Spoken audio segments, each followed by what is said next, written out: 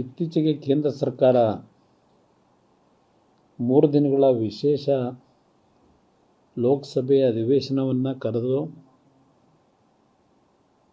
3 ಪ್ರಮುಖವಾದ ಬಿಲ್ಗಳನ್ನು ಮಂಡನೆಯನ್ನು ಮಾಡಿದ್ರು. ಆರ್ಟಿಕಲ್ 131 ಅಮೆಂಡ್ಮೆಂಟನ್ನು ಇವತ್ತು ಪ್ರಮುಖವಾಗಿ ತರ್ತಕ್ಕಂಥದ್ದು ಯೂನಿಯನ್ ಟೆರಿಟರಿ ಬಿಲ್ ಇರ್ಬೋದು ಮತ್ತು ವುಮೆನ್ ರಿಸರ್ವೇಷನ್ ಬಿಲ್ ಇರ್ಬೋದು, ಡಿಲಿಮಿಟೇಷನ್ ಬಿಲ್. ಈ ಒಂದು ಬಿಲ್ಲನ್ನು ಸಂಪೂರ್ಣವಾಗಿ ಲೋಕಸಭೆಯಲ್ಲಿ ವಿಫಲಗೊಳಿಸಿದ್ದೇವೆ ಅಂತಕ್ಕಂಥ ಒಂದು ಆನಂದವನ್ನು ಪಡೆದಂಥದ್ದನ್ನು ಇವತ್ತು ಮಾಧ್ಯಮಗಳಲ್ಲಿ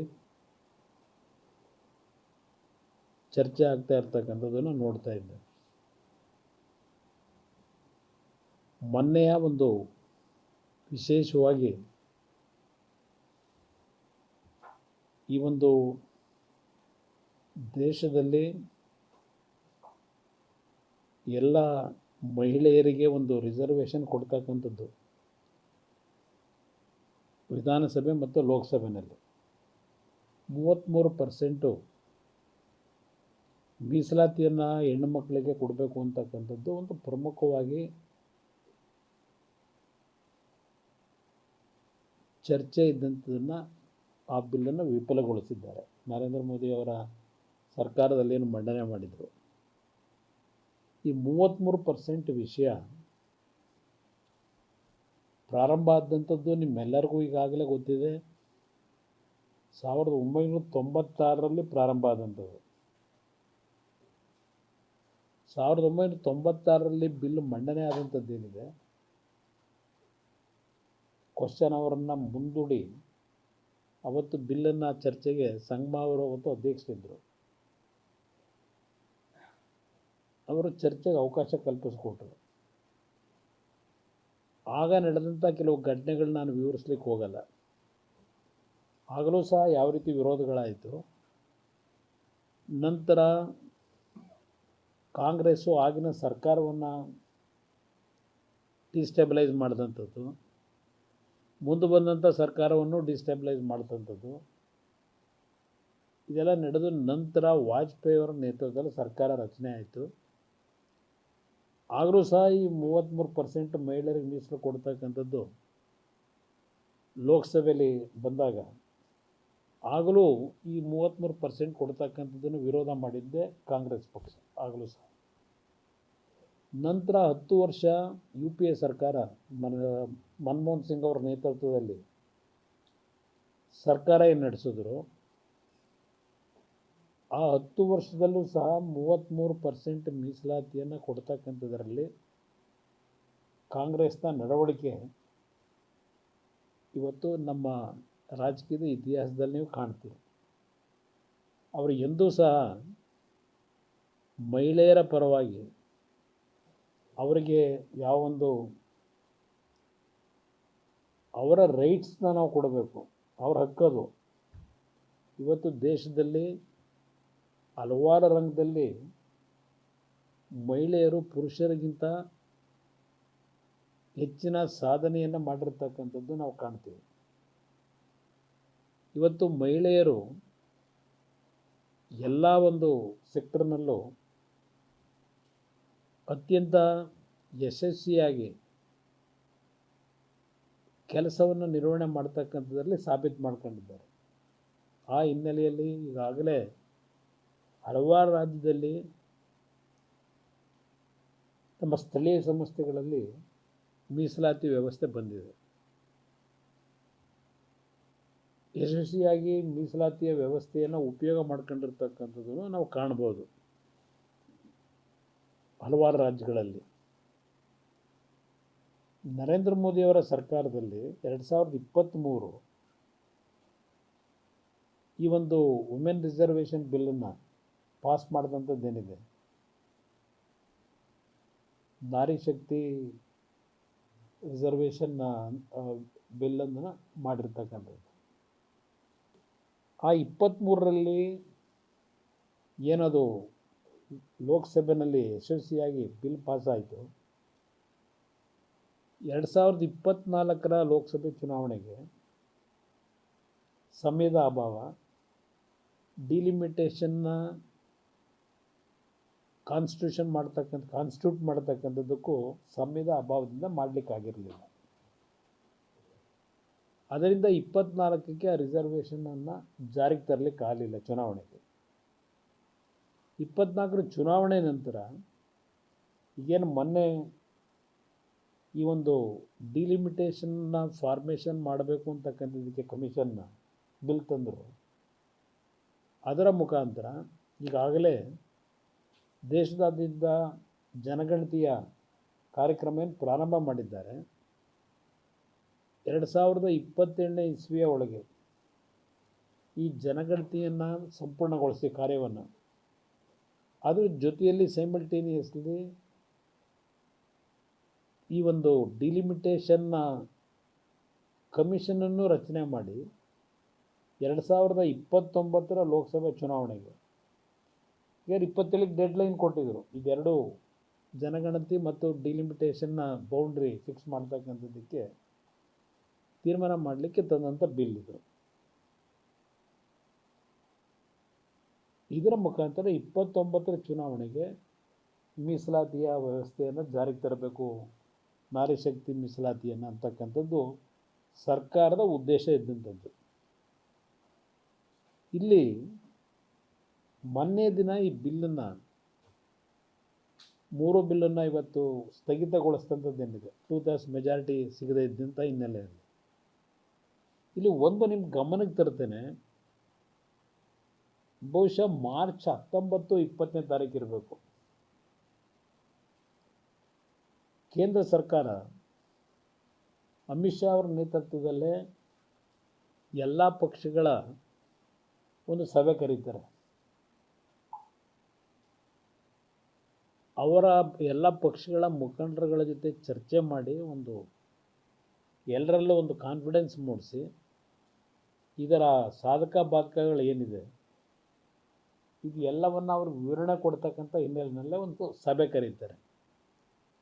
ಆ ಸಭೆಯಲ್ಲಿ DMK ಅವರು ಭಾಗವಹಿಸ್ತಾರೆ, SP ಅವರು ಭಾಗವಹಿಸ್ತಾರೆ. ಆ ಸಭೆಯಲ್ಲಿ ಇವರೆಲ್ಲ ಎಕ್ಸ್ಪ್ಲೈನ್ ಮಾಡ್ತಾರೆ. ಅಮಿತ್ ಶಾ ಅವರು, DMK ಅವರು ಆ ಸಭೆಯಲ್ಲಿ ಅಮಿತ್ ಶಾ ಅವರು ಏನೋ ಈ ಒಂದು ಡಿಲಿಮಿಟೇಷನ್ನಿಂದ ಮತ್ತು ಈ ವುಮೆನ್ ರಿಸರ್ವೇಷನ್ನಲ್ಲಿ ಯಾವ್ಯಾವ ರಾಜ್ಯಗಳಿಗೆ ಡಿಲಿಮಿಟೇಷನ್ನಲ್ಲಿ ಎಲ್ಲ ರೀತಿಯ ಒಂದು ಗೌರವ ದೊರಕತಕ್ಕಂಥ ನಿಟ್ಟಿನಲ್ಲಿ ನಾವು ಈ ಒಂದು ಡಿಲಿಮಿಟೇಷನ್ ಮುಖಾಂತರ ಮಾಡಲಿಕ್ಕೆ ಹೊರಟಿದ್ದೇವೆ ಅಂತಕ್ಕಂಥ ಎಲ್ಲ ಮಾಹಿತಿ ಇಡ್ತಾರೆ. ಆ ಸಭೆಯಲ್ಲಿ ನಡೆದಂಥ ಸಂದರ್ಭದಲ್ಲಿ DMK ಅವರು ಕನ್ವಿನ್ಸ್ ಆಗ್ತಾರೆ. SP ಅವರು ವಿರೋಧ ಮಾಡಲ್ಲ. ಇದು ನಡೆದಂಥ ಘಟನೆ. ಅದಾದ ನಂತರ ಒಂದು ಕೆಲವು ದಿವಸದಲ್ಲಿ 2-3 ದಿವಸದಲ್ಲಿ ಸ್ಟಾಲಿನ್ ಅವರೊಂದು ಹೇಳಿಕೆ ಕೊಡ್ತಾರೆ. ಅವರ ಹೇಳಿಕೆ, ನೀವು ಈ ಒಂದು ಸೆಷನನ್ನು ಈ ಬಿಲ್ಗಳನ್ನ ಪಾಸ್ ಮಾಡಲಿಕ್ಕೆ ಜೂನ್ ತಿಂಗಳಿನಲ್ಲಿ ಸಭೆ ಕರೀರಿ ಅಂತ ಹೇಳ್ತಾರೆ. ಲೋಕಸಭೆನ ಜೂನ್ ತಿಂಗಳಲ್ಲಿ ಸಭೆ ಕರೀರಿ ಅಂತ ಯಾಕೆ ಹೇಳಿದ್ರು ಸ್ಟಾಲಿನ್ ಅವರು? ಅವ್ರಿಗೆ ಕನ್ವಿನ್ಸ್ ಆಗಿದ್ರು ಈ ಬಿಲ್ಲಿಂದ ನಮಗೇನು ತೊಂದರೆ ಇಲ್ಲ ಅಂತ ಹೇಳಿ. ಬಟ್ ಅವ್ರ ಮನಸ್ಸಿನಲ್ಲಿ ಈಗ ತಂದರೆ BJPಯವರಿಗೆ ಇಲ್ಲಿ ಅಪ್ಪರ್ ಹ್ಯಾಂಡ್ ಆಗ್ಬಿಡುತ್ತೋ, NDAಗೆ ಅಪ್ಪರ್ ಹ್ಯಾಂಡ್ ಆಗುತ್ತೋ, ಇದು ಅವರಲ್ಲಿ ಭಯ. ಅದರಿಂದ ಅವರು ಜೂನ್ ತಿಂಗಳಿಗೆ ಸೆಷನ್ ಕರೆಯತಕ್ಕಂಥದ್ದಕ್ಕೆ ಮನವಿ ಮಾಡ್ತಾರೆ. ನಂತರ ಹೇಳ್ತಾರೆ, ಅದಾದಮೇಲೆ ಇವತ್ತೇನು ಕೇಂದ್ರ ಸರ್ಕಾರ ಈ ಬಿಲ್ಲನ್ನು ಪಾಸ್ ಮಾಡಲಿಕ್ಕೆ ಹೊರಟಿದ್ದಾರೆ, ಇದು ಸದರ್ನ್ ಪಾರ್ಟ್ಗೆ, ಇಂಡಿಯಾದಲ್ಲಿ ಸದರ್ನ್ ರೀಜನಲ್ಲಿ ಇರ್ತಕ್ಕಂಥ ಸ್ಟೇಟ್ಗಳ ಮೇಲೆ ಅನ್ಯಾಯ ಆಗ್ತದೆ, ನಮಗೆ ಲೋಕಸಭೆಯಲ್ಲಿ ಸಂಖ್ಯೆ ಕಡಿಮೆ ಆಗ್ತದೆ, ನಮಗಿದು ಅನ್ಯಾಯ ಆಗ್ತಕ್ಕಂಥ ಹಿನ್ನೆಲೆಯಲ್ಲಿ ನಾವು ವಿರೋಧ ಮಾಡ್ತೀವಿ, ನಾವು ಯಾವುದೇ ಕಾರಣಕ್ಕೂ DMK ಪಕ್ಷ ಇದಕ್ಕೆ ಒಪ್ಪಿಗೆ ಕೊಡೋದಿಲ್ಲ. ತಮಿಳ್ನಾಡಿನಾದ್ಯಂತ ನಾವು ಪ್ರೊಟೆಸ್ಟ್ ಮಾಡಲಿಕ್ಕೆ ತಯಾರಾಗಿದ್ದೇವೆ. ಇದೆಲ್ಲ ಅವರು ಹೇಳಿರ್ತಕ್ಕಂಥದ್ದು ನೀವು ಕಂಡಿದ್ದೀರಿ. ಪ್ರಾರಂಭಿಕ ಹಂತದಲ್ಲಿ ಜೂನ್ ತಿಂಗಳಿಗೆ ಲೋಕಸಭೆ ಕರೀರಿ ಅಂತ ಹೇಳಿದಂಥವ್ರು, ಆಗ ಅವರೇನು ಹೇಳಲ್ಲ ವಿರೋಧನ,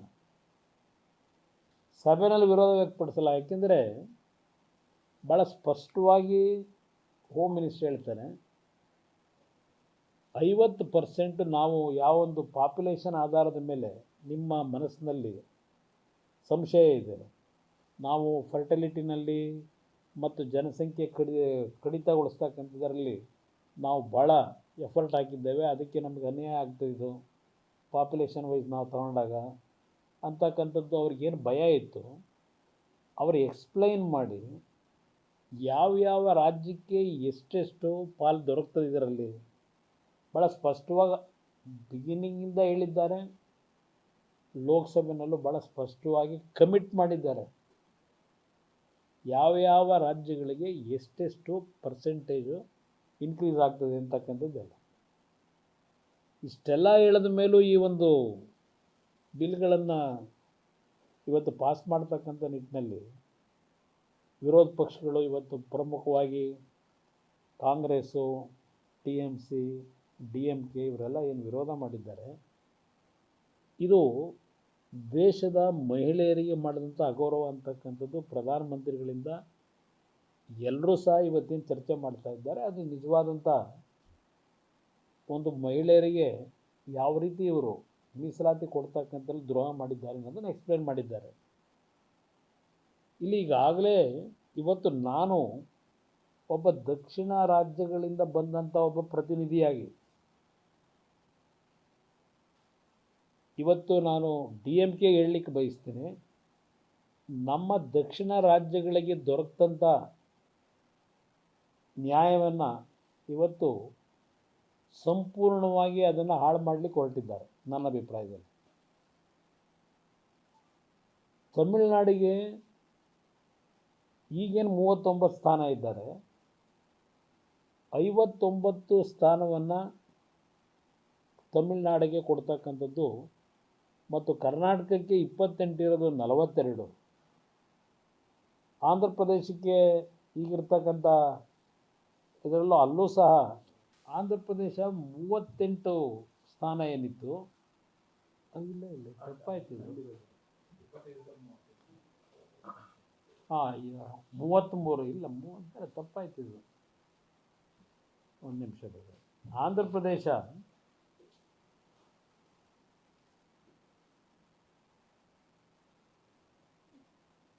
25 ಇರ್ತಕ್ಕಂಥದ್ದು 38, ಅಲ್ಲಿಂದ ತೆಲಂಗಾಣ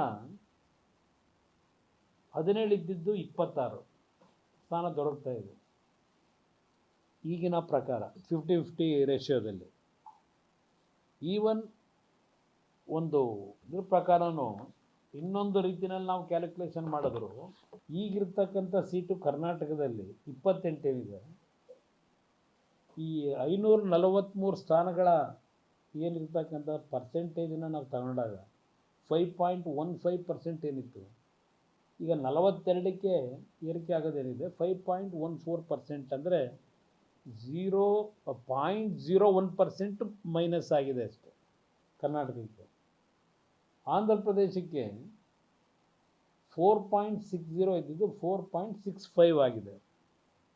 ಆ ಲೆಕ್ಕದ ಪರ್ಸೆಂಟ್ 50 ನಮ್ಮ ಇದರ ಲೆಕ್ಕದಲ್ಲಿ ತಗೊಂಡ್ರು, ಅಂದರೆ 816 ಹೋದರೆ 543ನಲ್ಲಿ 5.15 ಇದೆ ಆಂಧ್ರ ಕರ್ನಾಟಕ, 816 ಹೋದರೆ 5.14% ಬರುತ್ತೆ. ಆಂಧ್ರಾಗೆ 543 ಸೀಟಿನ ಲೆಕ್ಕ ತಗೊಂಡಾಗ 4.6 ಇದೆ, 816 ಸೀಟ್ಗೆ ಹೋದಾಗ 4.65 ಹೋಗುತ್ತೆ, ರೈಸ್ ಆಗಿದೆ. ತೆಲಂಗಾಣ 3.13 ಏನಿದೆ ಈಗ ಅದು 3.18ಗೆ ಹೋಗುತ್ತೆ. ತಮಿಳುನಾಡು 7.18 ಏನಿದೆ 7.23 ಹೋಗ್ತಿದೆ. ಕೇರಳ 3.68 ಇದ್ದಿದ್ದು 3.67 ಇದೆ. ಇದು ಈ ರೀತಿಯ ಒಂದು ಏರಿಕೆ ಏನಿದೆ ಉತ್ತರ ಪ್ರದೇಶದ ರಾಜ್ಯಗಳಿಗೆ ಹೋಲಿಕೆ ಮಾಡಿದಾಗ ನಮಗೆ ಭಾಳ ಕಡಿಮೆ ಆಗೋಗುತ್ತೆ ಅಂತಕ್ಕಂಥ ಹಿನ್ನೆಲೆಯಲ್ಲಿ ಡಿ ಎಮ್ ಕೆ ಅವರು ಏನು ಇವತ್ತು ವಿರೋಧ ಮಾಡಿದ್ದಾರೆ, ಇದು ಮುಂದಿನ ದಿನಗಳಲ್ಲಿ ನಮಗೆ ದೊರಕಿದ್ದಂಥ ಈ ಒಂದು ಅವಕಾಶನ ಇವತ್ತು ಡಿ ಎಮ್ ಕೆಯಿಂದ ನಮಗೆ ತೊಂದರೆ ಆಗ್ತಕ್ಕಂಥದ್ದು ನಾನು ಕಾಣ್ತಾ ಇದ್ದೇನೆ. ಡಿ ಎಮ್ ಕೆ ಇವತ್ತು ಅಲ್ಲಿ ಚುನಾವಣೆಯನ್ನು ನಡೆಸಲಿಕ್ಕೋಸ್ಕರ ಇದು 1950ಇಂದ ನಡ್ಕೊಂಬಂದಿರೋದೇ. ಇದು ಅಲ್ಲಿ ನಡೆದಿರ್ತಕ್ಕಂಥ ರಾಜಕೀಯದ ಬೆಳವಣಿಗೆಗಳು ನೋಡಿದಾಗ ನೆಹರು ಕಾಲದಿಂದನೂ ಇವರು ವಿರೋಧ ಮಾಡ್ಕೊಂಬಂದವ್ರೆ. ದೇಶದ ಒಕ್ಕೂಟದ ವ್ಯವಸ್ಥೆಯಲ್ಲಿ ಹಿಂದೆ ಯಾವ ಥರ ನಡ್ಕೊಂಡಿದ್ದಾರೆ, ಏನೇನು ಕೇಳಿದರು, ಬೇರೆ ದೇಶನೇ ಕೇಳಿದಂಥದ್ದು ಇದೆ, ಅವರೇ ಬರ್ಕೊಂಡವ್ರೆ ಹಲವಾರು ಪುಸ್ತಕದಲ್ಲಿ. ಇವತ್ತು ಅವರ ಒಂದು ಪ್ರತಿಭಟನೆ ಚುನಾವಣೆಯಲ್ಲಿ ಮತದಾರರನ್ನು ಬೇರೆ ಕಡೆ ಸೆಳೀತಕ್ಕಂಥದ್ದಕ್ಕೋಸ್ಕರವಾಗಿ ನಮ್ಗೆ ಅನ್ಯಾಯ ಆಗ್ತಿದೆ ಇದ್ರ ವಿರುದ್ಧ ಮಾಡ್ತೀವಿ ಅಂತ ಹೇಳಿ ಅವರೇನು ಹೊರಟಿದ್ದಾರೆ. ಇದು ಎಲ್ಲೋ ಒಂದು ಕಡೆ ಮುಂದಿನ ದಿನಗಳಲ್ಲಿ ದಕ್ಷಿಣ ರಾಜ್ಯಗಳ ಮೇಲೆ ಎಲ್ಲೋ ಒಂದು ಕಡೆ ನಮಗೆ ತೊಂದರೆ ಆಗ್ತಕ್ಕಂಥದ್ದು ಡಿ ಎಮ್ ಕೆ ಅವರಿಂದ ಆ ವಾತಾವರಣ ನಿರ್ಮಾಣ ಆಗ್ತಿದೆ ಅಂತಕ್ಕಂಥದ್ದು ನನ್ನ ಅಭಿಪ್ರಾಯ. ಇವತ್ತು ಡಿಲಿಮಿಟೇಷನ್ ಅಂತಕ್ಕಂಥದ್ದೇನಿದೆ, ಹೊಸದಾಗಿ ನರೇಂದ್ರ ಮೋದಿಯವರು ಪ್ರಧಾನಮಂತ್ರಿಗಳಾದ ಮೇಲೆ ಬಂದಂಥ ಡಿಲಿಮಿಟೇಷನ್ ಅಲ್ಲ ಇದು. ಹಲವಾರು ಡಿಲಿಮಿಟೇಷನ್ಗಳು ಹಲವಾರು ಸರ್ಕಾರಗಳ ಹಿಂದಿನಿಂದ ನಡ್ಕೊಂಬಂದುಬಿಟ್ಟಿದೆ. ಈಗ 2001ನಲ್ಲಿ ವಾಜಪೇಯಿ ಅವರು ಪ್ರಧಾನಮಂತ್ರಿಗಳಿದ್ದಾಗಲೇ ಡಿಲಿಮಿಟೇಷನ್ ಕಮಿಷನ್ ಪ್ರಾರಂಭ ಆಯಿತು. ಮತ್ತೆ ಆ ಸಂದರ್ಭದಲ್ಲಿ ಆಗ 25 ವರ್ಷಕ್ಕೆ ಈ ಡಿಲಿಮಿಟೇಷನ್ ಕಮಿಷನ್ ಕೊಡ್ತಕ್ಕಂಥ ವರದಿ ಫ್ರೀಸ್ ಮಾಡ್ತಕ್ಕಂಥದ್ದು ಇರ್ತಕ್ಕಂಥದ್ದು. ಈಗ ನಮಗೆ 1971 ಸೆನ್ಸಸ್ನಲ್ಲಿ ಅದರ ಪ್ರಕಾರ ಹೋದಾಗ ಅವತ್ತು 543 ಸೀಟಿಗೆ ಏನು ತೀರ್ಮಾನಕ್ಕೆ ಬಂದರು 1971ನಲ್ಲಿ. ಈಗ ಅದೇ ರೀತಿಯಲ್ಲಿ ಈಗ 2011 ಮಾಪನ ಇಟ್ಕೊಂಡು ಡಿಲಿಮಿಟೇಷನ್ದು ಅನುಷ್ಠಾನಕ್ಕೆ ತರಬೇಕು ಅಂತಕ್ಕಂಥದ್ದು. ಈಗ ಡಿಲಿಮಿಟ್ ಕಮಿಷನ್ ಏನಿದೆ ಡಿಲಿಮಿಟೇಷನ್ದು ಅವ್ರದ್ದೇ ಅಂತಿಮ ಅಲ್ಲ. ಇಲ್ಲಿ ಮೊದಲಿಂದ ನಡ್ಕೊಂಬಂದಿರ್ತಕ್ಕಂಥದ್ದು ಡಿಲಿಮಿಟೇಷನ್ ಕಮಿಟಿ. ಅದರಲ್ಲಿ 5 ಜನ ವಿಧಾನಸಭೆಯ ಆಯಾ ರಾಜ್ಯಗಳ ವಿಧಾನಸಭಾ ಸದಸ್ಯರು ಸ್ಪೀಕರ್ ನೇಮ್ ಕೊಡ್ತಾರೆ ಆ ಕಮಿಷನಿಗೆ ಮೆಂಬರ್ಗಳು ಮಾಡಲಿಕ್ಕೆ. ಮತ್ತು ಪಾರ್ಲಿಮೆಂಟ್ನ ಸ್ಪೀಕರು ಆಯಾ ರಾಜ್ಯಗಳ ಪ್ರತಿನಿಧಿಗಳೇನಿದ್ದಾರೆ ಲೋಕಸಭೆಯಲ್ಲಿ ಅವರ 5 ಜನನ ಸ್ಪೀಕರ್ ಅವರು ಕೊಡ್ತಾರೆ. ಲೋಕಸಭಾ ಸ್ಪೀಕರ್ 10 ಜನ ಆ ಡಿಲಿಮಿಟೇಷನ್ ಕಮಿಟಿಲಿ ಇರ್ತಾರೆ. ಆ 10 ಜನ ಆ ಡಿಲಿಮಿಟೇಷನ್ ಕಮಿಟಿನಲ್ಲಿ ಅವರವರು ಯಾವ್ಯಾವ ರೀತಿಯಲ್ಲಿ ಆ ಕಮಿಷನ್ ಮುಂದೆ ಬೌಂಡ್ರಿ ಲೈನ್ ಫಿಕ್ಸ್ ಮಾಡ್ತಕ್ಕಂಥದ್ದಕ್ಕೆ ಇದಕ್ಕೆಲ್ಲದಕ್ಕೂ ಅವ್ರಿಗೂ ಮಾಹಿತಿಗಳನ್ನು ಕೊಡ್ತಕ್ಕಂಥದ್ದಕ್ಕೆ ಅವಕಾಶಗಳಿದೆ.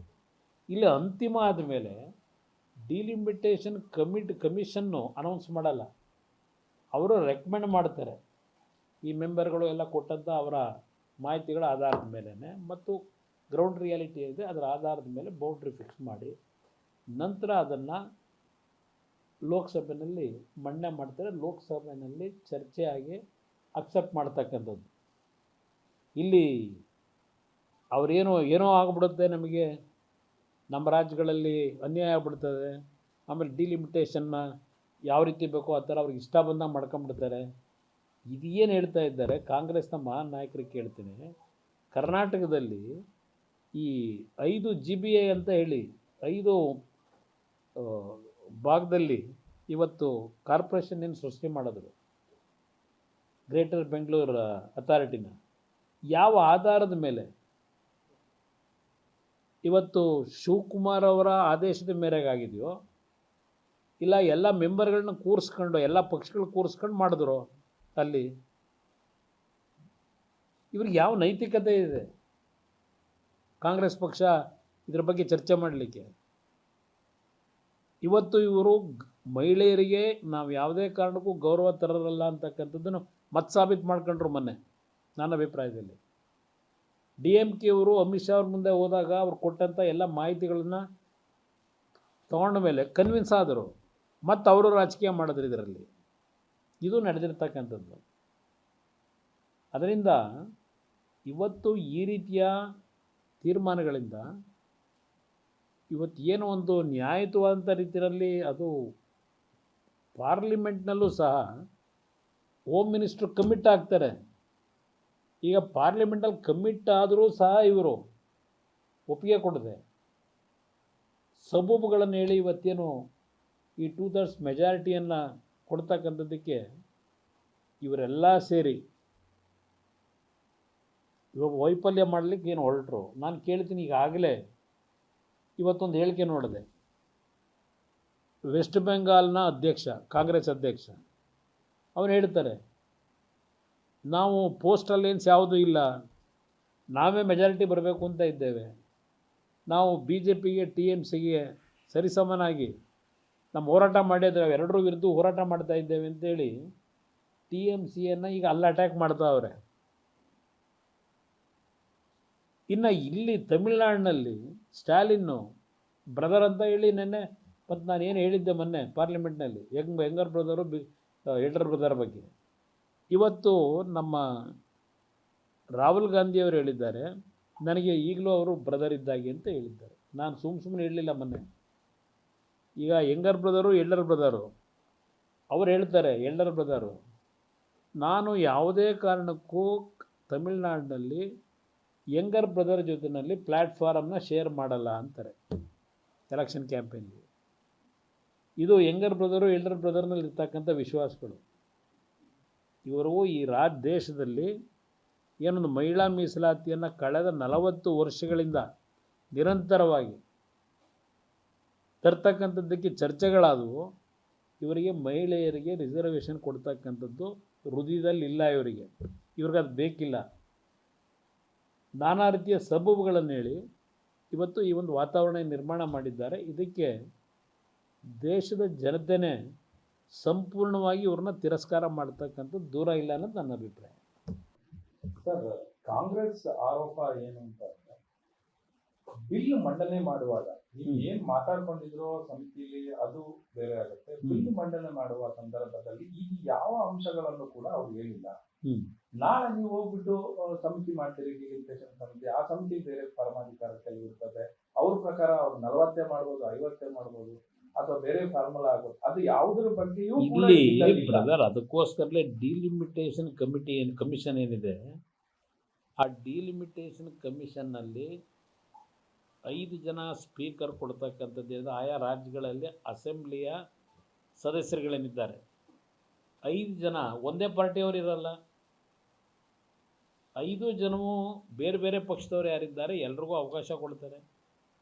ಲೋಕಸಭೆ ಸ್ಪೀಕರು ಅಲ್ಲ 5 ಜನನ ಸೆಲೆಕ್ಟ್ ಮಾಡಿದಾಗ ಆ ರಾಜ್ಯಕ್ಕೆ ಎಲ್ಲ ಪಕ್ಷಗಳ ಮೆಂಬರು ಇರ್ತಾರೆ. ಇಲ್ಲಿ ಆ ಕಮಿಷನ್ನು ಅವರು ಏಕಾಂಗಿಯಾಗಿ ನಿರ್ಧಾರ ತಗೊಳ್ಳಲ್ಲ. ಇವ್ರುಗಳೆಲ್ಲ ಒಪಿನಿಯನ್ ಕೊಡಬೇಕಲ್ಲಿ, ಇವ್ರು ಸೈನ್ ಹಾಕಬೇಕು. ಆ ರಿಪೋರ್ಟ್ ಕೊಡಬೇಕಾದ್ರೆ ಇವರೆಲ್ಲ ಸೇರಿ ಆ ಸೈನ್ ಹಾಕಿ ಕಟ್ಟಿದ್ದನ್ನು ಆಮೇಲೆ ಲೋಕಸಭೆಯಲ್ಲಿಟ್ಟು ಅದಕ್ಕೆ ಕ್ಲಿಯರೆನ್ಸ್ ಕೊಡಬೇಕು. ಇದರಲ್ಲಿ ಏಕಾಏಕಿ ಇಷ್ಟ ಬಂದಾಗೆ ಇವತ್ತು NDA ಸರ್ಕಾರ ಮಾಡೋ ಪ್ರಶ್ನೆ ಇಲ್ಲ, BJP ಸರ್ಕಾರ ಮಾಡೋ ಪ್ರಶ್ನೆ ಇಲ್ಲ. ಅದರಿಂದ ಇವರಿಗಿದೇನು ಹೊಸದಲ್ಲ. ಇವರ ಕಾಲದಲ್ಲಿ ಎಷ್ಟು ಡಿಲಿಮಿಟೇಷನ್ ಕಮಿಷನ್ಗಳ ರಚನೆ ಮಾಡಿದ್ರು, ನೆಹರು ಕಾಲದಿಂದ ನಡ್ಕೊಂಬಂದಿದೆಯಲ್ಲ. ಹಾಗಿದ್ರೆ ಆ ಕಮಿಷನ್ಗಳ ಬಗ್ಗೆ ಇವ್ರಿಗೆ ನಂಬಿಕೆ ಇಲ್ವಾ? ಇದು ಇರೋ ಪ್ರಶ್ನೆ ಅಲ್ಲ. ಮಾಡಿದಂತ ಸಂದರ್ಭದಲ್ಲಿರ್ಬೋದು, ಜಮ್ಮು ಕಾಶ್ಮೀರದು ಅಸ್ಸಾಂದು ಪರಿಸ್ಥಿತಿ ಬೇರೆ, ಅಲ್ಲಿರ್ತಕ್ಕಂಥ ಪರಿಸ್ಥಿತಿಗಳು. ಇದು ಒಟ್ಟಾರೆಯಾಗಿ ಡಿಲಿಮಿಟೇಷನ್ ಕಮಿಷನ್ನು ಇಡೀ ದೇಶದಲ್ಲಿ ಮಾಡ್ತಕ್ಕಂಥದ್ದೇನಿದೆ, ಇದಕ್ಕೂ ಅದಕ್ಕೂ ವ್ಯತ್ಯಾಸ ಇದೆ ಇದರಲ್ಲಿ. ಸರ್, ಈಗ ಮಹಿಳಾ ಮೀಸಲಾತಿ ಅನ್ನೋದು ಬರೇ ಒಂದು ಮುಸುಕು. ಇದರ ಹಿಂದೆ ಇರೋದು ಕ್ಷೇತ್ರ ಪುನರ್ವಿಂಗಡಣೆ ಮಾಡೋದು ಮಾತ್ರ ಉದ್ದೇಶ. ಮಹಿಳಾ ಮೀಸಲಾತಿ ನಾವು ಈಗಲೂ ಕೂಡ ವಿರೋಧ ಇಲ್ಲ. 543 ಕಾನ್ಸ್ಟಿಟ್ಯೂನ್ಸಿ ನೀವು ಇವತ್ತೇ ಮೀಸಲಾತಿ ತಗೋಬಾರದಾದ್ರೆ 33% ಈಗ ಅವ್ರು ಸಿದ್ಧ ಇದ್ದೀವಿ ಅಂತ. ಈಗ 543ಕ್ಕೆ ಅವ್ರೇನು ಹೇಳ್ತಾರೆ ಅಲ್ವಾ, ಅದಕ್ಕೆ ತರಬೇಕು ಅಂತ ಹೇಳಿ ನಿಜಕ್ಕೂ ಅಂಥ ಕಮಿಟ್ಮೆಂಟ್ ಅವ್ರಿಗೆ ಕಾಂಗ್ರೆಸ್ನವ್ರಿಗೆ ಇದ್ದಿದ್ರೆ 10 ವರ್ಷ ಅಧಿಕಾರದಲ್ಲಿದ್ದರಲ್ಲ, ಏನು ಮಾಡ್ತಾಯಿದ್ರು? ಆ 543ಕ್ಕೆ ತರಬೇಕಾಗಿತ್ತು. ಇಲ್ಲಿ ಪ್ರಶ್ನೆ, ಈಗ ಡಿಲಿಮಿಟೇಷನ್ ಕಮಿಷನ್ ರಚನೆ ಆದಮೇಲೆ ಮುಂದಕ್ಕೆ ಈಗ 2026 ಈಗಾಗಲೇ ಜನಗಣತಿ ಪ್ರಾರಂಭ ಆಗಿದೆ. 27ರ ಒಳಗೆ ಡಿಲಿಮಿಟೇಷನ್ ಕಮಿಷನ್ದಿರ್ಬೋದು, ಮಹಿಳಾ ಮೀಸಲಾತಿಗೆ ಜನಗಣತಿ ಆಧಾರದ ಮೇಲೆ ಯಾವ ಕ್ಷೇತ್ರಕ್ಕೆ ಏನೇನು ಮಾಡಬೇಕು ಅಂತಕ್ಕಂಥದ್ದು ಇದಕ್ಕೆಲ್ಲ ಮಾಹಿತಿ ಈಗ 27ರೊಳಗೆ ದೊರಕುತ್ತೆ. ನಂತರ ಒಂದು ವರ್ಷದಲ್ಲಿ ಅದನ್ನೆಲ್ಲ ಕ್ರೋಢೀಕರಿಸಿ 29 ಪಾರ್ಲಿಮೆಂಟಿಗೆ ತರಬೇಕು ಅಂತಕ್ಕಂಥದ್ದು ಅವ್ರಿರ್ತಕ್ಕಂಥ ಉದ್ದೇಶ. ಇದರಲ್ಲಿ ನೀವು ರಾಜಕೀಯವಾಗಿ ಬೆರೆಸ್ಕೊತೀರಿ. ಈಗ ನೀವು ಮಾಡೋದಾದರೆ 543ಕ್ಕೆ ಮಾಡಿ ಅಂತ ಏನು ಹೇಳ್ತಾರೆ, ಈಗಿನ ಪಾಪ್ಯುಲೇಷನ್ನು ಈಗ 543ಕ್ಕೆ ನೀವು ಹೋದಾಗ ಈಗ ಪಾಪ್ಯುಲೇಷನ್ ಯಾವುದು ಕನ್ಸಿಡರ್ ಮಾಡ್ತೀರಿ? ಏನಾದರೂ ಈಗ ಹೇಳ್ತವ್ರಲ್ಲ ತಮಿಳ್ನಾಡು DMK ಅವರು, ನಮಗೆ ನಂಬರ್ಸ್ ಕಡಿಮೆ ಆಗುತ್ತೆ ಅಂತೇಳಿ. ಈಗ ಯಾವ ವರ್ಷದ ಪಾಪ್ಯುಲೇಷನ್ ತಗೋತೀರಿ ನೀವು? ಆಗ ಏನು ಪರಿಸ್ಥಿತಿಗಳಾಗುತ್ತೆ? ಇದರಲ್ಲಿ 816 ಅವ್ರೇನು ಹೇಳ್ತಾರೆ, ಯೂನಿಯನ್ ಟೆರಿಟರೀಸ್ 35 ಏನು ಹೇಳ್ತಾರೆ. ಈಗ ನಾನು ಮೊನ್ನೆ ಎಕ್ಸ್ಪ್ಲೇನ್ ಮಾಡಿದೆ.